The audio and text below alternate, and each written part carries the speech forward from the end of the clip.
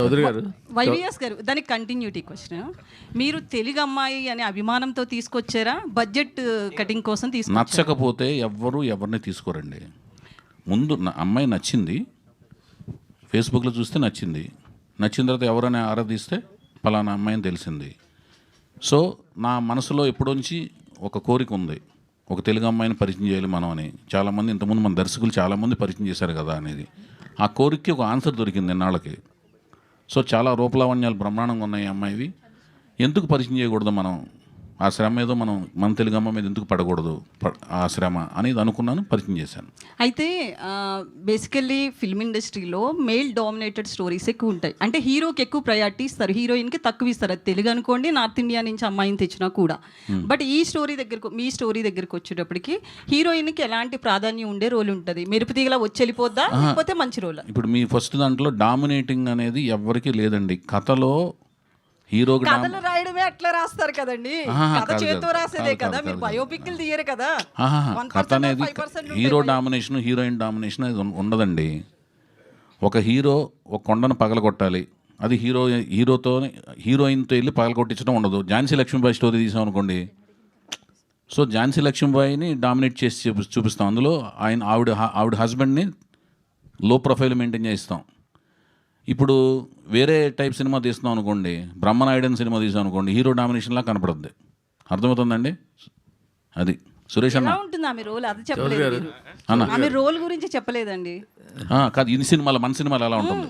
మన సినిమాలో నేను తీసిన అన్ని సినిమాల్లో లవ్ స్టోరీస్లో ఇద్దరు ఈక్వల్ ఇంపార్టెన్స్ ఉంటుందండి. నేను హీరోయిన్ వర్సెస్ లవ్ స్టోరీలో ఇద్దరు ఈక్వల్ ఇంపార్టెన్స్ తీసాను. ఇప్పుడు వేరు కదండి, ఇప్పుడు కూడా ఇద్దరు. ఇప్పుడు సోలో హీరోయిన్ లవ్ స్టోరీ అండి. ఇది లవ్ స్టోరీలో రకరకాల ఎమోషన్స్ అన్నీ ఉంటాయి, వాటి మధ్యన లవ్ స్టోరీ జరుగుతుంటుంది. ఇది కొత్త రకమైన అదేంటి ఎమోషన్స్, భావోద్వేగాల మధ్య జరిగే లవ్ స్టోరీ ఇది అన్న.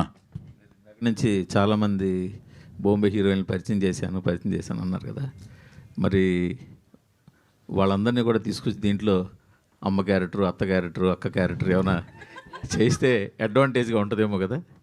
అదొక మీ కోరికలు కొన్ని అయితే తీర్చగలను అన్న, అన్నీ తీర్చలేను. ఒక్క నిమిషం ఒక్క నిమిషం వినండి అన్న.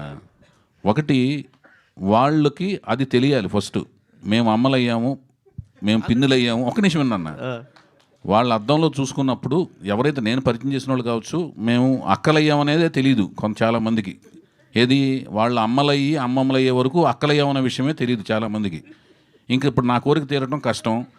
అది మీ కోరిక నా కోరిక ద్వారా తీరటం అనేది కష్టం, నా ద్వారా తీరటం అనేది కష్టంగా నాకు అనిపిస్తుంది అన్న. అది కాదు మీ హీరోయిన్లు కదా, మీ సినిమాకి వాళ్ళు ఉపయోగపడాలి కదా. ఎవరన్నా? మీరు పరిచయం చేసిన హీరోయిన్లు కదా, మీ సినిమాకి ఉపయోగపడాలి. అది లేదండి, అది ఆ రూల్ లేదు. నేను ఎప్పుడు కూడా నేను పరిచయం చేసిన హీరోయిన్స్తో నాకు వాళ్ళు ఉపయోగపడాలనే ఉద్దేశం ఉంది. అంటే ప్రాజెక్ట్ పరంగా నాకు వాళ్ళు నెక్స్ట్ ఏది చేయాలి, అది చేయాలి, ఇది చేయాలనే ఆలోచనతో నేను ఎప్పుడు ఆ ప్రయాణం ఎప్పుడు చేయలేదు. ఆ నిబంధనలతో నేను సినిమాలో. ఇప్పుడు ఈ అమ్మాయిని సినిమాల్లో తీసుకోవడం కోసం మీరు వాళ్ళ పేరెంట్స్ని ఒప్పించాను, పెర్మిషన్ అన్నారు కదా. ఒప్పించడం కాదు, అది కాదు, ప్రక్రియ కదా అన్నది. ఇప్పుడు ఒక అమ్మాయి బాగుంది, సోషల్ ఫేస్బుక్ లో వెళ్ళి వాళ్ళని వెళ్ళి అమ్మాయిని అడిగి గబాల్ నువ్వు వచ్చేయమ్మా సినిమా యాక్ట్ చేయమంటే. మరి హీరో కోసం అని, హీరో పెర్మిషన్ కోసం, హీరోకి తండ్రి లేడు, బాబాయిలు ఇద్దరు ఉన్నారు. కాదన్న, హీరోకి వెళ్ళినప్పుడు హీరో వాళ్ళ అమ్మగారు ఉన్నారు కదా. అమ్మగారు ఉన్నారు కానీ కాదు కుటుంబంలో అమ్మగారు ఉన్నారు కాదనట్లు. కాదు అమ్మగారిని దాటి చుట్టాలని వెళ్ళి అడగరు. ఒక నిమిషం అండి, ఫస్ట్ అమ్మగారిని కదండి, అమ్మగారిని వెళ్ళి అడిగితే అమ్మగారిని బైపాస్ చేయకూడదు. ఫస్ట్ అమ్మగారిని అడగాలి. అమ్మగారిని అడిగితే అమ్మగారు ఆవిడకున్న నిబంధనలు చెప్తారు.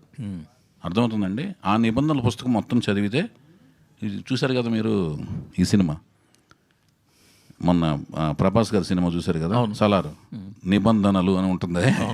అట్లాగూ ఆ నిబంధనల బుక్లో ఏమున్నాయో ఒక్క నిమిషం అండి, ఆ నిబంధనల బుక్ ప్రకారం ఫాలో అయ్యాం. ఎందుకు మనకెందుకు? ఇప్పుడు మన హీరోయిన్ ప్రవేశపెట్టిన దాంట్లో ఆ నిబంధనలు మనకెందుకన్నా, ఆ నిబంధనల్ని ఫాలో అయిన తర్వాత అతని అనుమతి లభించిన తర్వాత నా చేతుల్లోకి వచ్చాడు. 18 నెలలు అవిశ్రాంత కృషి చేశాడు ఆయన. సరే బాగా చేసిన తర్వాత మీకు చూపించాను కదా. అదే కాదు, ఇప్పుడు ఆ నిబంధనల ప్రకారం కళ్యాణ్ రామ్ గారిని, ఎన్టీఆర్ గారిని కలిసి అందరూ కదన్నా, నేను స్ట్రైట్గా అడుగుతున్నాను సార్, కళ్యాణ్ రామ్ గారిని, ఎన్టీఆర్ని కలిసారా లేదా? మీరు స్ట్రైట్గా అడిగినా నేను వంకరగానే సమాధానం చెప్తానన్నా.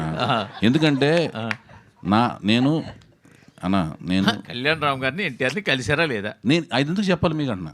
అదేంటది? నేను కాదండి, అదే public domain కదా, వీళ్ళంతా public figures ఏ కదండి. నేను అందరి అనుమతి తీసుకునే సినిమా చేశానండి.